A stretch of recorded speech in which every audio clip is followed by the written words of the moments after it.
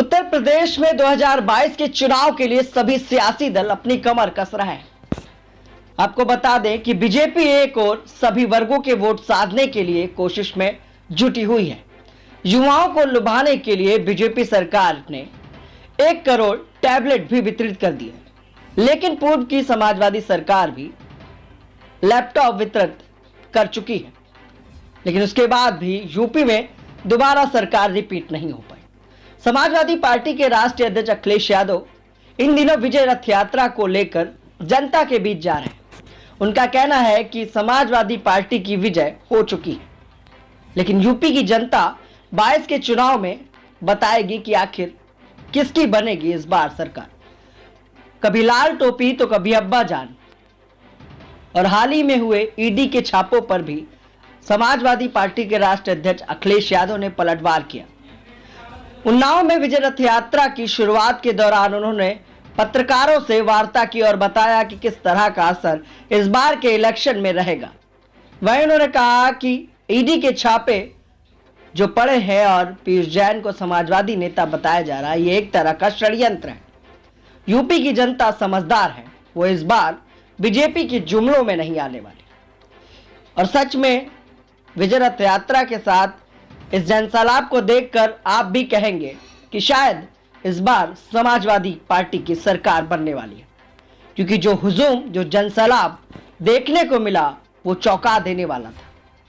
वो चाहे आजमगढ़ की रैली हो, वो चाहे पूर्वांचल एक्सप्रेसवे पर रात भर चली विजय रथ यात्रा हो। उन्नाव में खासा असर इस विजय रथ यात्रा का देखने को मिला, जहां समाजवादी नेताओं का और उन्नाव की जनपद के जनता के लोगों का हुजूम देखने को मिला।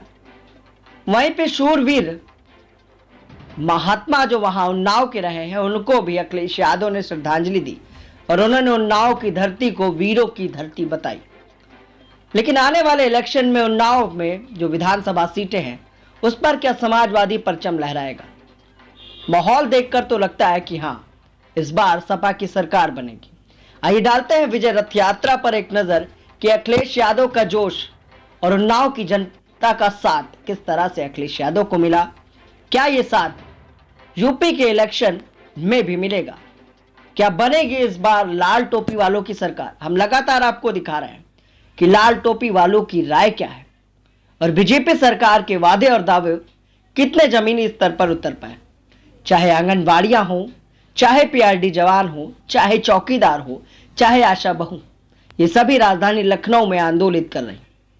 सबसे बड़ी हलचल आज लखनऊ में रही कि 69,000 शिक्षक भर्ती आरक्षण महार घोटाले के लोगों ने विधानसभा का घेराव कर दिया और कम से कम 2 से 3 घंटे तक सड़कें जाम रही। 97,000 अभ्यर्थियों ने भी आंदोलन किया। उसके बाद पुलिस प्रशासन, पुलिस बल द्वारा उन्हें गिरफ्तार कर इको गार्डन लाया गया। आखिर क्या है व्यवस्था? आखिर क्यों योगी सरकार को अपनी बात उन तक पहुंचाने के लिए आंदोलनकारियों को एक लंबा वक्त लग रहा है? सरकार के वादे तो बड़े बड़े थे कि हम आएंगे तो जल्द से जल्द कार्रवाई होगी। कहीं भूमाफियाओं का आतंक, कहीं बेरोजगारी का। एम्बुलेंस कर्मचारी भी इन दिनों लखनऊ में धरना प्रदर्शन कर रहे हैं, उन पर भी योगी सरकार का ध्यान नहीं गया। सरकार एक और कहती है 4.5 लाख रोजगार दिया, लेकिन 9,000 एम्बुलेंस कर्मचारियों को सड़क पर लाने का काम भी योगी सरकार के खासम खास जीवीके के मालिकों ने किया। जीवीके एमआरआई से जब लोगों ने बात की तो उन्होंने कहा, मुख्यमंत्री योगी आदित्यनाथ के आदेश पर हमने इन्हें निकाला है। लेकिन मुद्दा तो विजय रथ यात्रा का है कि यूपी की जनता क्या अखिलेश को इस बार बैठाएगी यूपी सीएम की पदवी पर, यह संघर्ष जारी रहेगा। आइए डालते हैं इस विशेष रिपोर्ट पर नजर और अखिलेश यादव के साथ उन्नाव की जनता के हुजूम पर नजर कि किस तरह का साथ है और आपकी राय क्या है इस हुजूम को देखने के बाद हमारे कमेंट बॉक्स में जरूर दें। और अगर आपको हमारी खबरें अच्छी लगती हैं और आप हमें सपोर्ट करना चाहते हैं तो हमारे चैनल को सब्सक्राइब करें और ज्यादा से ज्यादा इस वीडियो को शेयर करें। स्वागत है अखिलेश यादव जिंदाबाद, जिंदाबाद जिंदाबाद। अखिलेश ये लाइव अब की यूपी में बिल बिजली का माफ सब किया जाएगा। राम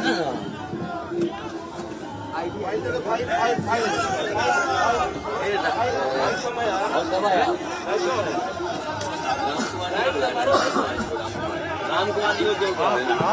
अनुभव टंडन आना चाहे तो ऑन कर रखा है भाई, ऑन कर रखा है, 11 नंबर है।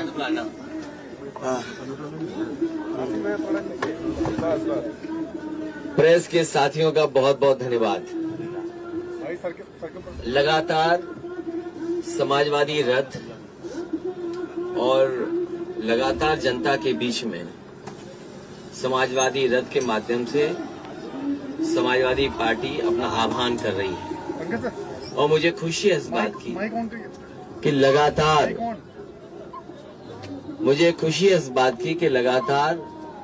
जहां जहां समाजवादी विजय रथ पहुंचा है जनता का अपार समर्थन मिला है। लगातार समर्थन से बौखलाई हुई सरकार एक रथ के मुकाबले कई रथ चलाने का काम कर रही है और आज भारतीय जनता पार्टी के पास जवाब इस बात का नहीं है कि किसान की आय दोगुनी हुई है कि नहीं हुई है, नौजवानों के लिए रोजगार और नौकरी का कितना इंतजाम हुआ है। सरकार बड़े बड़े विज्ञापन तो लगा रही है राजधानी से लेकर के दिल्ली राजधानी तक, लेकिन सच्चाई ये है जो लोग अपने मंचों पर भाषणों में कह रहे हैं कि लाखों और करोड़ों रोजगार मिले हैं, लेकिन जमीनी हकीकत पर बड़े पैमाने पर बेरोजगारी है। जो लोग ये दावा करते थे सरकार बनने के बाद उनकी आय दोगुनी हो जाएगी, लेकिन जिस तरीके से महंगाई बढ़ी है, किसान और काम करने वालों की कमाई आधी हुई है, महंगाई दोगुनी है। और अगर कमाई आधी हो जाएगी, महंगाई दुगनी हो जाएगी, तो सोचिए खुशहाली कैसे आएगी। आज खाद की बोरी से चोरी है, डीएपी नहीं मिल रहा, बिजली का बिल महंगा है। पूरे देश में सबसे ज्यादा बिजली का बिल महंगा अगर कहीं है जो गरीबों को, किसानों को, कामगार लोगों को, व्यापारियों को देना पड़ रहा है, तो वो उत्तर प्रदेश। जो बिजली के कारखाने लगना शुरू हुए थे वो आज भी बिजली के कारखाने पूरे नहीं लग पाए हैं। अगर बिजली के कारखाने लग गए होते तो उत्तर प्रदेश में बिजली की समस्या और संकट न होता, लोगों को सस्ते में बिजली उपलब्ध हो जाती। ये तमाम सवाल हैं जिनके जवाब भारतीय जनता पार्टी के पास नहीं है। इसीलिए भारतीय जनता पार्टी लगातार झूठ बोल रही है, लगातार झूठ बोलने का काम कर रहे हैं। इतने बड़े पैमाने पे झूठ बोलने का काम मुख्यमंत्री जी कर रहे हैं जिसकी आप कल्पना नहीं कर सकते। यही उन्नाव और कानपुर के इलाके के लोगों ने देखा जब कोविड में लोगों की जान गई, बड़ी संख्या में लाशें यहां बह रही थी, उन्नाव में बह रही थी। इलाहाबाद आगे पड़ता है, गंगा का किनारा संगम है, वहां पर देखा लोगों ने। बनारस और बक्सर तक लगातार लाश बहती हुई दिखाई दी गंगा में। सोचो माँ गंगा में जिस समय सरकार को मदद करनी चाहिए थी, उस समय गंगा में लाशें बह रही थी। आखिरकार जवाब क्या है? ये सरकार जो सांसों के लिए ऑक्सीजन नहीं दे पा रही हो, जो सरकार सांसों के लिए ऑक्सीजन न दे पा रही हो, उससे बड़ी झूठी सरकार क्या हो सकती है? ये मुख्यमंत्री जिन्होंने जीवन लोगों का बचाने की वजह जो अपने फैसले लिए वो प्राण घातक फैसले थे। ये मुख्यमंत्री और भारतीय जनता पार्टी की सरकार झूठी सरकार है जिसने यहां तक कहा कि ऑक्सीजन की वजह से किसी की जान नहीं गई। ये प्राण घातक सरकार चलती रही तो न जाने कितने लोगों को नाकामी का सामना करना पड़ेगा। आज अस्पतालों की हालत देखें, दुर्दशा देखें, तो अगर अस्पताल आप पहुंच गए तो दवाइयां नहीं है, बिस्तर नहीं मिल सकता, आपको इलाज नहीं मिल सकता। कहीं पर किसी तरह का एक्सरे अगर होना चाहेगा तो एक्सरे नहीं मिलेगा, ऑपरेशन नहीं हो पाएगा। आज लोग तड़प रहे सर्दी में पड़े हुए हैं, लेकिन ये सरकार कोई इंतजाम नहीं कर पा रही है। इसलिए ये समाजवादी विजय रथ निकला है, आने वाले समय में उत्तर प्रदेश से इस झूठी सरकार का सफाया करेगी।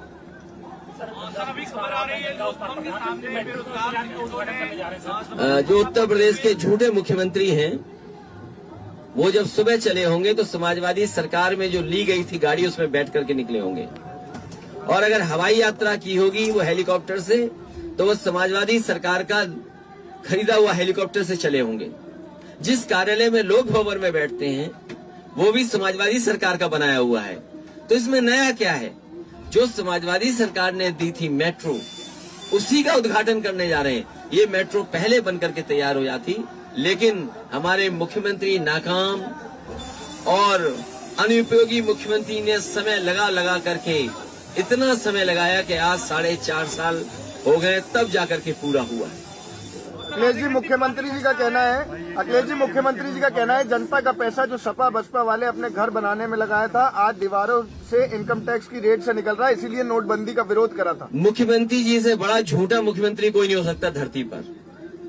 अगर योगी होकर के कोई झूठ बोले, भगवा वस्त्र पहन करके झूठ बोले, तो उसमें कोई भरोसा कैसे करेगा? ये मुख्यमंत्री उत्तर प्रदेश के जो कह रहे हैं कि कानपुर में जो पैसा निकला है वो कहीं न कहीं समाजवादियों से या इत्र बनाने वाले कारोबारी से रिश्ता जुड़ता है, इससे बड़ा झूठ मुख्यमंत्री कोई बोल नहीं सकते जो मुख्यमंत्री बोल रहे हैं। आखिरकार जिम्मेदारी किसकी थी? ये जो पैसा निकला है क्या हवाई जहाज से आया होगा तो भारत सरकार है, ट्रेन से आया होगा तो इनकी सरकार है, सड़क के माध्यम से आया होगा तो इनकी सरकार है, अगर पानी के जहाज से आया होगा तो इनकी सरकार है। आखिरकार जिम्मेदार कौन है? और फिर कम से कम ये साबित करता है, आज लोगों की आंख खुल जानी चाहिए कि नोटबंदी, इनकी योजना जो फैसला लिया था वो योजना इनकी फेल हुई है। आखिरकार नोटबंदी का असर देखिए, आज भी नोट मिल रहे हैं। जिन्होंने ये कहा था कि नोटबंदी हो जाने के बाद कहीं भी काला धन नहीं होगा और भ्रष्टाचार खत्म हो जाएगा, तो आखिरकार इतने बड़े पैमाने पर पैसा कैसे निकल रहा है? और फिर सरकार को ये बताना चाहिए, उत्तर प्रदेश के मुख्यमंत्री जी को बताना चाहिए कि जो पैसा निकला है बैंकों का है। सुनने में आ रहा है कि नए 2000 की गड्डियां भी थी। जिन अधिकारियों ने छापा मारा है वो ये बताएं कि किन किन बैंकों से ये पैसा निकाला गया है। क्या नोटबंदी के समय इतने बड़े पैमाने पर 2000 रुपए के इकट्ठे कैसे हो सकते हैं? क्योंकि इसमें नोटबंदी के जमाने का भी पैसा है। जो अधिकारी बता रहे हैं कि वो नोटबंदी के जमाने का भी पैसा इसमें है। तो अगर पैसे नए निकले हैं, गड्डियां निकली, तो जिम्मेदार कौन है? सरकार जिम्मेदार है। इनसे ज्यादा झूठ बोलने वाली कोई सरकार नहीं हो सकती। सर, चुनाव आयोग की डिमांड लखनऊ में है, तमाम समीक्षा करने आ रही है सर, ये क्या कहेंगे सर? मुझे उम्मीद है चुनाव समय पर होगा। सर, 16.5 लाख जो नाम कटे थे उससे क्या संतोष है? जो कार्रवाई अभी की है अभी 5 तारीख को जब फाइनल लिस्ट निकल करके आएगी उसके बाद भी लगातार जो नियम है उसके तहत वोट बढ़वाना घटाने का काम समाजवादी पार्टी करेगी, और जो शिकायतें थी उनको भी देने का काम चुनाव को किया है। सर, बेरोजगार शिक्षकों ने लोक भवन पर हमला बोल दिया। अभी आधा घंटा पहले उन्होंने नारा लगाया कि रोजगार दो, रोजगार दो। पुलिस उनको रोक भी नहीं पाई और बिल्कुल लोक भवन के गेट पर अभी भी बैठे हुए हजारों जो है बच्चे अभ्यर्थी। तो ये मुख्यमंत्री जो हमारे झूठे मुख्यमंत्री हैं विज्ञापन दे रहे हैं, बड़े बड़े विज्ञापन दे रहे हैं और बड़े बड़े भाषणों में ये कह रहे हैं कि उन्होंने लाखों नौकरियां दी हैं, करोड़ों रोजगार दिए। तो अगर वो सच्चे विज्ञापन थे तो आज नौजवानों को रोजगार क्यों नहीं मिल रहा है? वो झूठे विज्ञापन थे, ये सच्चे बेरोजगार हैं। वो झूठे विज्ञापन पैसों से दिए गए हैं, ये सच्चे नौजवान हैं जो लाठी खा रहे नौकरी के लिए।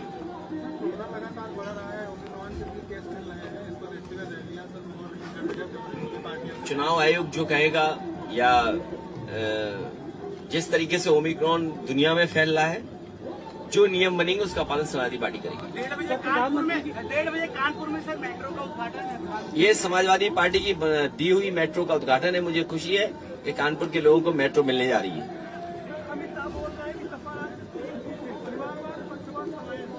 जिनका परिवार नहीं है वो परिवार का दुख दर्द नहीं समझ सकते, इसीलिए लाखों लाख मजदूर पैदल चल के आए थे। अंत्येष्टि में लकड़ी नहीं मिल पाई थी। यही झूठे मुख्यमंत्री थे जिन्होंने टीन शेड लगा करके दाह संस्कार होने वाली जगह को रोका था कि इनकी पोल न खुल जाए। परिवार वाले ही दुख परिवार वालों का समझ सकते हैं। चुनाव से ठीक पहले टैबलेट और मोबाइल बांट रही है सरकार। और तो अभी भी लैपटॉप नहीं दे पाए हैं। जो वादा उन्होंने किया है वो वादा नहीं पूरा है। उन्नाव में मुझे नहीं लगता किसी भी नौजवान को लैपटॉप या टैबलेट मिला होगा। मैं अभी जनता से पूछूंगा। उन्नाव की जनता को नहीं मिला। सर, आप जेपीएनआईसी के ऊपर गए थे सेंट्रिंग फ्लोर पर, सरकार ने जांच बिठा दी है पूरे मामले में, तो ये किस तरह की बदलाव है, कैसे देखते हैं? मैं तो चाहूंगा कि हमारे बाबा मुख्यमंत्री जो झूठ बोलते हैं वो कम से कम 17 फ्लोर की सीढ़ियां चढ़े तो उन्हें एहसास होगा कि 4.5 साल में जेपी जयप्रकाश जी जिन्होंने कभी आजादी दिलाने का काम किया देश को, वो संघर्ष में रहे और संपूर्ण क्रांति का नारा देकर के दूसरी आजादी का लड़ाई लड़ने का काम किया था उन्होंने। संपूर्ण क्रांति का नारा देने वाले और समाजवादी मूल्यों को आज तक जो पीढ़ी है जो हम फॉलो कर रहे हैं उन्हीं के सिद्धांतों को फॉलो कर रहे हैं। सर, आपकी दो भविष्यवाणियां सच साबित हुई है। कृषि कानून को लेकर पहले ही आपने कह दिया था कि कानून वापस हो सकता है, उसके बाद आपने कहा था कि आईटी की रेट भी बढ़ सकती है तमाम मेरे कंपेन को रोकने के लिए। तो अब क्या बीजेपी के पास अब कौन सा कदम बचा होगा, आपको क्या लगता है? उन्नाव की धरती जो हमारे क्रांतिकारियों की धरती रही है, कलम और तलवार की धरती रही है, वहां से एक अगली भविष्यवाणी भी करता हूं। अगर जो बात आप कह रहे हो कि जो भी भविष्यवाणी की है वो ठीक निकली है, तो एक और भविष्यवाणी समझ लो, समाजवादी सरकार बनने जा रही है। पूरी तरीके से किसान, नौजवान, व्यापारी, हर वर्ग के लोग तैयार हैं इस भारतीय जनता पार्टी को हटाने के लिए। ये वही जगह है जहां पर हजरत मोहानी जी ने जन्म लिया और इंकलाब का नारा दिया। उन्नाव में इंकलाब होगा, 22 में बदलाव होगा। उन्नाव से इंकलाब होगा, 22 में बदलाव होगा। सर, फोन टेप पर आरोप लगाया था सर आपने, और अभी क्या चेक किया सर मोबाइल दूसरा आपने? क्या बात पूछते हो? ये सरकारें फोन टेप करती हैं। और देखिए सरकार से क्या गलती हुई।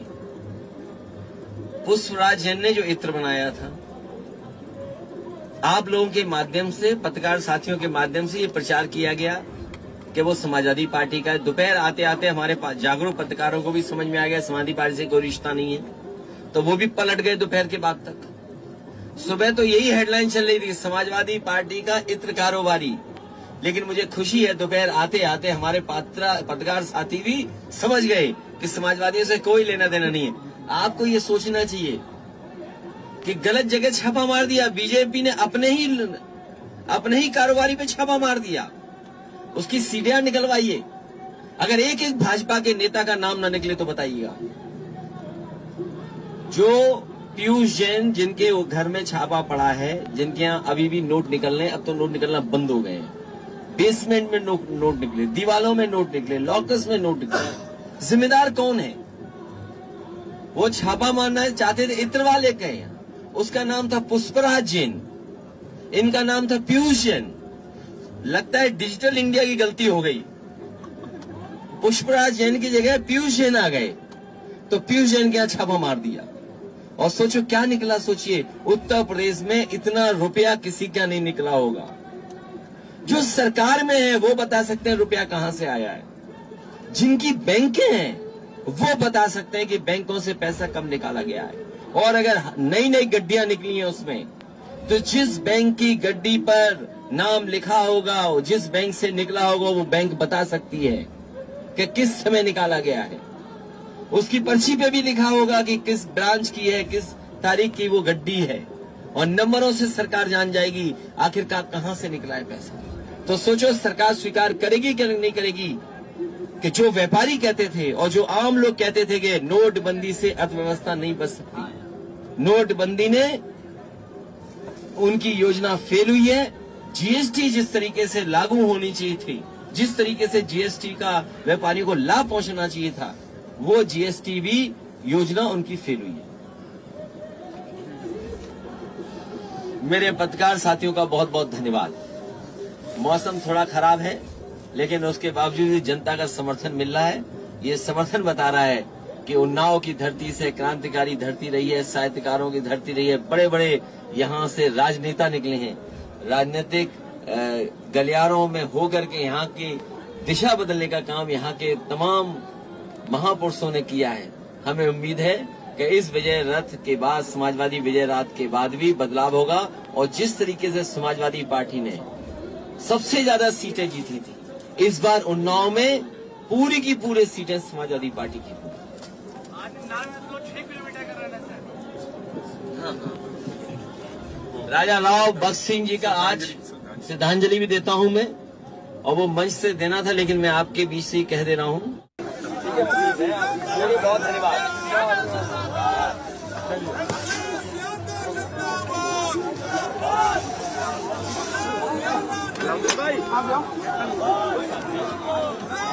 है गौआ शहर में भइल बा हल्ला, अब न आई फिर चिलम वाला। हेलो, नहीं ना, कह रहा है उत्तर प्रदेश। गौआ शहर में भइल बा जल्ला, अब न आई फिर चिलम वाला।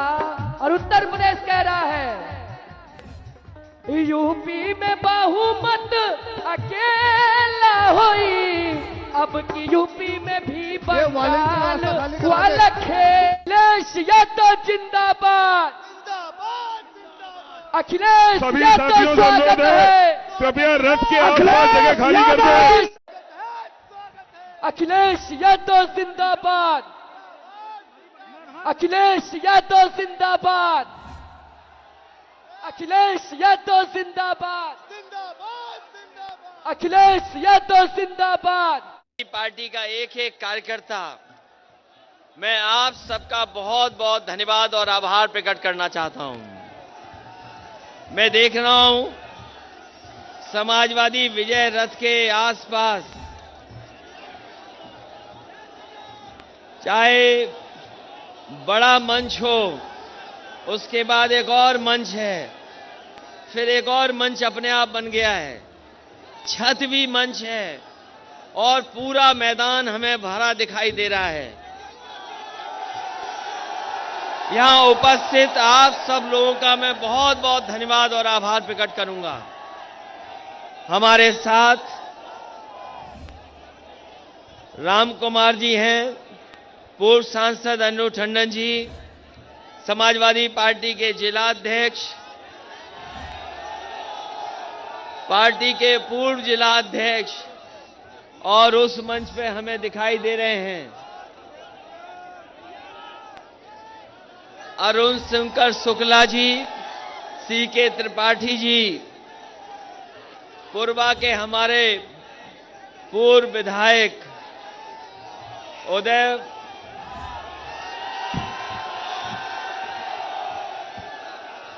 एमएलसी सुनील कुमार साजन जी, अब नाम लेना संभव नहीं है, अमिताभ वाजपेयी से लेकर के इरफान सोलंकी, बहुजन समाज पार्टी के पूर्व के रहे प्रदेश अध्यक्ष आरएस कुशवाहा जी, और बड़ी संख्या में समाजवादी पार्टी के सभी नेता, समाजवादी पार्टी के सभी हमारे कार्यकर्ता, उपस्थित आदरणीय बुजुर्ग नौजवान साथी पत्रकार बंधुओं,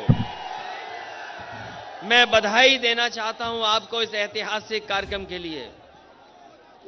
मैं बधाई देता हूं आपको इस कार्यक्रम के लिए, जहां इतनी सर्दी है, सुबह से ही सूरज नहीं दिखाई दिया है, और अभी भी थोड़ा थोड़ा पानी गिर रहा है, और बारिश की न परवाह की न सर्दी की परवाह की लोगों ने आप जो इस कार्यक्रम को सफल बनाने के लिए आए हैं, मैं आप सभी का अभिनंदन करता हूं, बहुत बहुत बधाई देता हूं।